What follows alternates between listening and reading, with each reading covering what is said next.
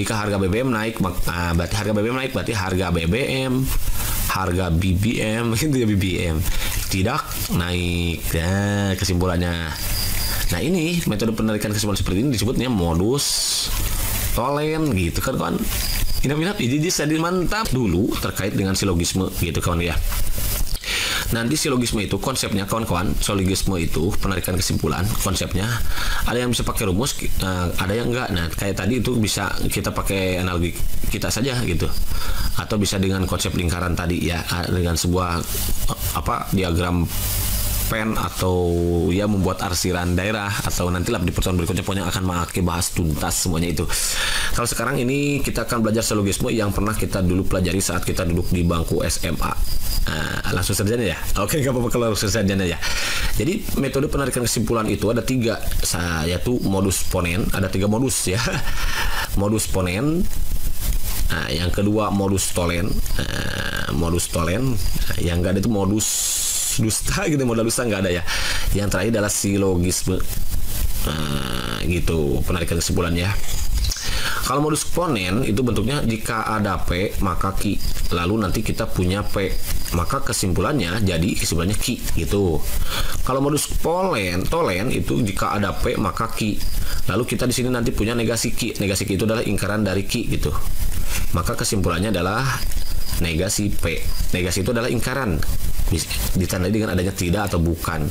Kalau silogisme nanti itu jika ada P maka Q, premis pertama ini. Kemudian premis keduanya jika ada Q maka R, maka kesimpulannya ini Q coret aja, cerot gitu kan ya.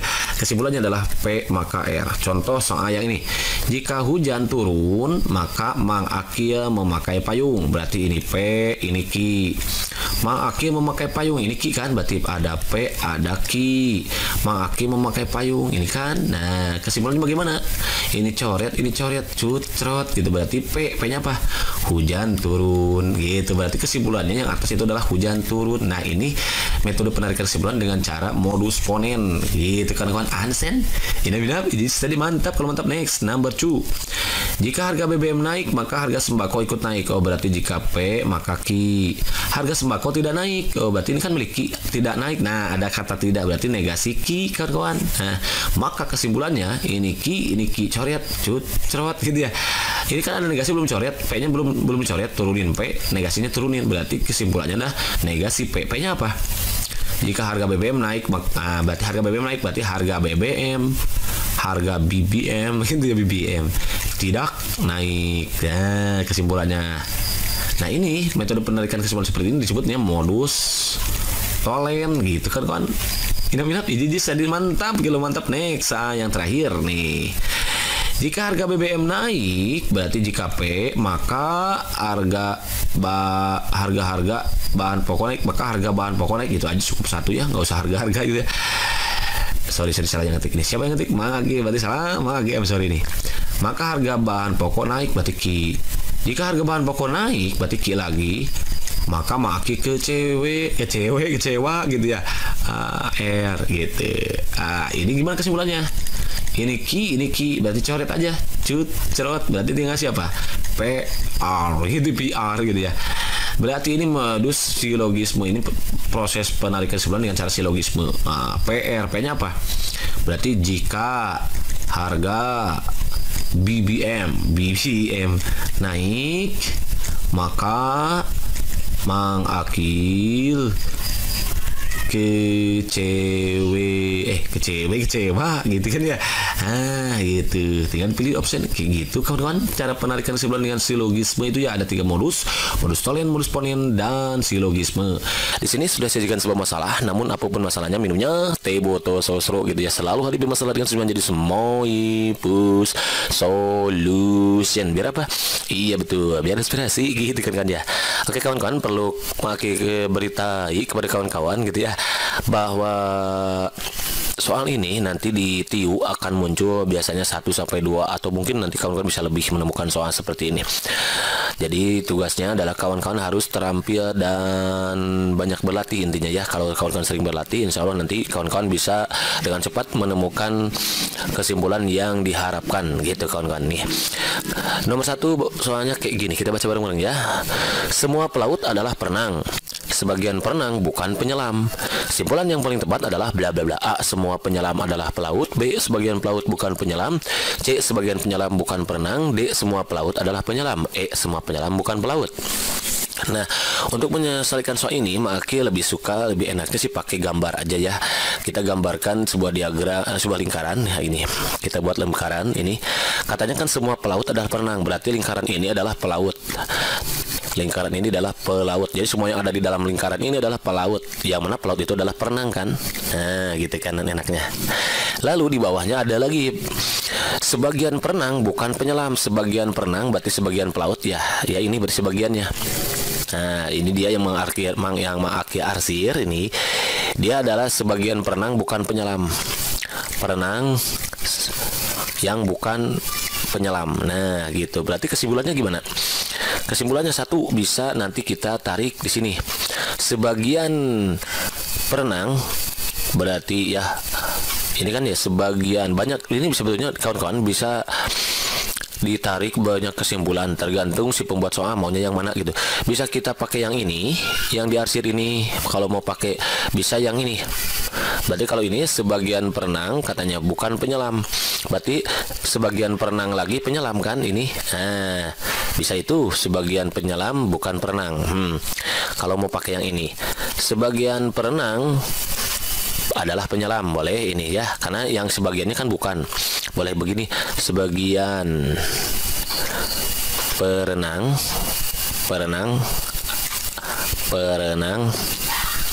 adalah penyelam, boleh pakai yang ini. Nah, satu, yang ini nggak usah coba cek. Sebagian perenang adalah penyelam, sebagian perenang nggak ada ya, semuanya pakai yang A. Coba, semua penyelam adalah pelaut. Semua penyelam adalah pelaut. Justru ya sebuah pelaut adalah perenang, ya kan ya. Ini berarti wrong, jelas ya. Sebagian pelaut bukan penyelam. Sebagian pelaut, nah ini juga kan sebagian pelaut bukan perenang. Nah, bisa jadi sebagian perenang adalah penyelam. Sebagian pelaut berarti ini juga bisa kan, karena perenang itu kan sama dengan pelaut ya. Berarti sebagian pelaut adalah penyelam. Nah, gitu kan, boleh. Ada nggak dia di sini? Sebagian pelaut adalah penyelam. Ada ya yang D ya, sebagian pelaut. Tapi semua ini, semua pelaut adalah penyelam. Berarti ini jelas wrong ya. Kemudian yang B kita cek lagi ya. Sebagian pelaut bukan penyelam. Sebagian pelaut bukan penyelam. Nah, ini bisa jadi karena dia pakai yang ini, berarti sebagian pelaut, berarti yang ini sebagian ya. Bukan sebagian pelaut bukan penyelam, yang ini pakainya. Ini kan sama aja dengan sebagian perenang bukan penyelam ya. Sebagian perenang bukan penyelam. Nah, persamaannya kan sebagian pelaut bukan penyelam. Jadi sebagian, kalau mau pakai yang ini, sebagian pelaut, karena pelaut itu sama dengan perenang, pelaut bukan penyelam. Nah, gitu kan kawan. Berarti ada gak option? Ada ternyata yang B ya gitu. Sebagian pelaut bukan penyelam. Kan ini sebagian pelaut. Ini kan sebagian pelaut itu kan ya. Nah, yang sebagiannya ada yang bukan penyelam katanya, itu kan. Karena semua pelaut yang ada di dalam karang ini sebuah pelaut, mereka adalah perenang.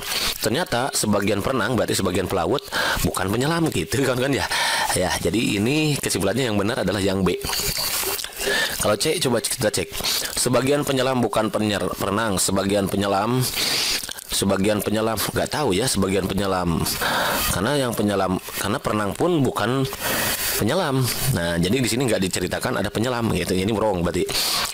Kemudian yang D, semua penyelam bukan pelaut. Semua penyelam, mana semua penyelam? Nggak juga ya, karena nggak menceritakan penyelam gitu ya. Berarti ini wrong juga. Berarti gitu. Kayak paling tepat itu yang B gitu kan. Ansen. Inap ini bisa mantap. Kalau mantap, next soal number berikutnya, number 2. Nih, selalu hari pemasalahan semua jadi semoi solution. Biar apa? Iya betul, biar inspirasi gitu kan ya. Jadi kalau ketemu soal kayak gini, nanti kawan-kawan enaknya buat ini aja, lingkaran ya. Buat lingkaran gitu ya. Semua limbah adalah cair dan berwarna. Berarti yang di dalam lingkaran ini limbah. Dan Lia cair dan berwarna. Cair dan berwarna. Oke. Jadi yang di dalam lingkaran itu adalah limbah dan cair dan berwarna. Cair dan berwarna gitu maksudnya. Materi X berwarna tetapi tidak cair. Wah, ini kalau ini nggak nyambung nih. berarti dia ada di luar lingkaran nih. Kenapa? Karena nggak menceritakan limbah. Jadi harusnya sebagian limbah, nah, baru bisa diarsir. Kalau di sini materi X berwarna, kita nggak tahu materi X ini masuk limbah atau enggak. Berarti dia ada di luar. Materi X di sini, materi X. Ini ada materi X di luar materinya. Ini di luar. Ini namanya materi X. Materi X berwarna tetapi tidak cair. Berwarna tetapi tidak cair. Cair. Kalau ini nggak usah diarsir karena materi X ada di luar gitu, bukan bagian dari limbah. Berarti jawabannya ya udah materi X, cari yang materi X bukan limbah. Ada nggak di option? Materi X adalah bukan limbah. Ada. Ternyata jawabannya yang itu yang E, kawan-kawan ya. Karena dia ada dua lingkaran gitu. Materi X adalah bukan limbah. Baik limbah cair dan berwarna gitu. Karena limbah, kalau dia limbah pasti nanti dia cair dan berwarna gitu. Berarti jawaban yang paling tepat yang E gitu, kawan-kawan ya. Kalau yang A, materi X adalah limbah berwarna. Belum tentu, karena materi X itu nggak tahu apa di mana gitu, kan adanya di luar. Berarti ini wrong. Materi X adalah limbah yang tidak cair, juga wrong, karena dia bukan bagian dari limbah gitu kan ya. Materi X adalah limbah berwarna yang tidak cair, karena kalau mau limbah ya dia harus cair dan berwarna gitu. Materi X adalah limbah berwarna yang tidak cair, bukan ya, karena kalau limbah harus cair dan berwarna, kan katakannya semua limbah cair dan berwarna. Gitu. Berarti ini juga bukan. Materi X adalah limbah tidak berwarna, ini juga bukan kalau masih ada limbah. Kenapa? Karena materi X ada di luar lingkaran, berarti dia bukan. Dia dipilih materi X yang bukan limbah, baik limbah warna maupun cair. Begitu kan understand? Inap jadi mantap. Kalau mantap, next one number 3. Nah, selalu hari bermasalah jangan semua jadi Semoipus solution. Biar apa? Iya betul, biar inspirasi gitu kan ya.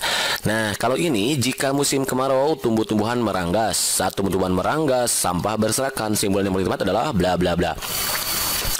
Yang A, saat kemarau sampah tidak berserakan. B, sampah berserakan terjadi pada bukan musim kemarau. C, sampah berserakan bukan karena tumbuh-tumbuhan yang meranggas. D, saat musim kemarau sampah berserakan. E, saat musim bukan kemarau sampah berserakan. Nah, kawan-kawan, kalau ada kata jika maka ini kemungkinan dia pakai silogisme nanti. Apakah dia modus ponen, modus tolen, ataupun silogisme. Kalau jika maka, ini coba. Jika musim kemarau, anggap sebagai premis P ya, pernyataan P. Tumbuh-tumbuhan meranggas, ini berarti kalimat yang baru, berarti Ki. Nah, saat tumbuh-tumbuhan meranggas, berarti ini kan Ki diulang ya, Ki. Sampah berserakan, oh ini pernyataan baru, berarti PQR sekarang. Oh berarti kalau begitu itu adalah kalimatnya kayak gini. P, jika P maka Q, jika Q maka R gitu ya. Maka kesimpulannya, oh berarti kalau PQR itu kita tahu bahwa ini dalam metode penekanan kalimat dengan cara apa? Silogisme, kawan-kawan. Nah, jadi kalau ada Q sama kan kita coret aja, cerot gitu cara cepatnya ya. Jadi kesimpulannya nanti PR. Nah, P-nya apa? Musim kemarau, berarti musim kemarau, maka berarti jika musim kemarau maka sampah berserakan. Nah, tinggal dicek di option, ada nggak yang optionnya kayak gini. Saat kemarau sampah tidak berserakan, justru harus berserakan, ini wrong. Sampah berserakan terjadi pada bukan musim kemarau, itu wrong. Harusnya kan kemarau itu sampah berserakan. Sampah berserakan bukan karena tumbuhan, apalagi ini ya. Saat musim kemarau sampah berserakan. Nah, saat musim bukan kemarau, ini wrong. Ini bisa jadi ya. Saat musim kemarau sampah berserakan, oh berarti ini diganti jikanya jadi saat musim kemarau sampah berserakan. Nah, ini ternyata jawabannya ya. Jadi option yang paling tepat itu yang D, kawan-kawan ya. Kita pakai penarikan kesimpulannya dengan cara silogisme. Jika P maka Q, jika Q maka R, maka kesimpulannya adalah PR gitu ya. Saat musim kemarau sampah berserakan, atau jika musim kemarau maka sampah berserakan, sama aja gitu kawan-kawan ya. Begitu kawan-kawan, understand? Enough, ini saya mantap. Kalau mantap, next.